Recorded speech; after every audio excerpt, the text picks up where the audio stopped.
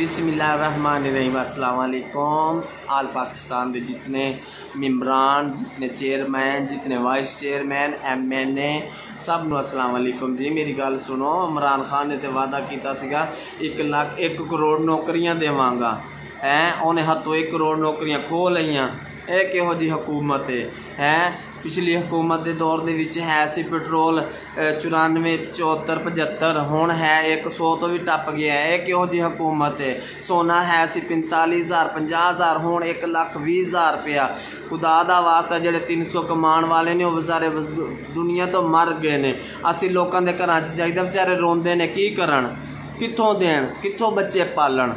इमरान खान साहब, तुसीं ते आख्या सीगा जिहड़ा लोकां दे मुल्खां कोल जाके कर्जे मंगदा है वो तो बहुत चोर हुंदा है, ते जिहड़ा महंगाई करदे हो, करप्शन करदे। इमरान खान साहब तुसीं ते सारियां दी हद करती है। वेखो फकीरां दे हत्थ जुड़े ने, या सीट छड्ड दिओ या खुसरियां नूं सीट दे दिओ।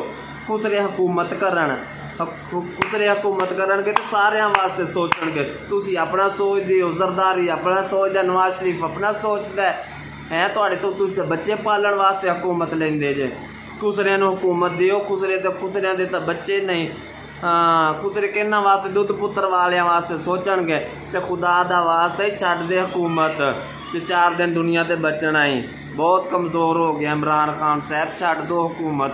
दुनिया का खून चूस चूस के तुसीं की लैना जे, दुनिया ते की लैके जाना है। अस्सलाम वालेकुम। बड़ी मेहरबानी। जिहड़े गरीब मजदूर लोग ने उन्हां दा कख भी नहीं बचिया, ते ना ही तुहाडा बचे कख। अस्सलाम वालेकुम।